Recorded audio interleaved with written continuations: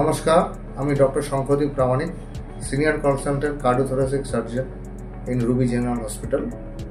আমরা এখানে regular heart operation করে থাকি। আজকে ওয়ার্ল্ড হার্ট ডে, সেই জন্য আপনাদের জন্য এসছি কিছু কথা বলতে। হার্টকে কী করে সুস্থ রাখতে হয়, কী করে ভালো রাখতে হয়।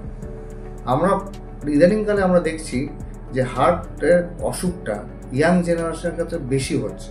মানে আমাদের বাইপাস সার্জারি যেগুলো আমরা আগে 65, 70, 75 বছর বয়সে বেশি করতাম, এখন ইয়াং জেনারেশন 30, 35, 40 এই রেঞ্জটাতে বেশি করতে হচ্ছে, স্পেশালি ইন দ্য ফিমেলসের ক্ষেত্রে। তার কারণটা আমরা যেটা দেখতে পাচ্ছি সেটা হচ্ছে ফিমেলসের মধ্যে স্মোকিংয়ের হ্যাবিচুয়েটটা খুব বেড়ে গেছে। এছাড়া stress, anxiety, this two things are very important in our life.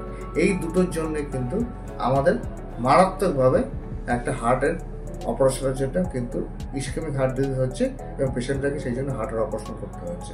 তো সুতরাং আমাদের এই জিনিসগুলো মাথায় রাখতে হবে। স্ট্রেস কমাতে হবে, অ্যাংজাইটি কমাতে হবে, হেলদি ফুড, ভেজিটেবলস, প্রচুর পরিমাণে জল, ফ্রুটস এগুলো খেতে হবে হার্টকে ভালো রাখার জন্য। প্রচুর পরিমাণে হাঁটতে হবে এবং ডায়াবেটিস এবং হাইপারটেনশনটাকে কন্ট্রোল রাখতে হবে। Thank you very much.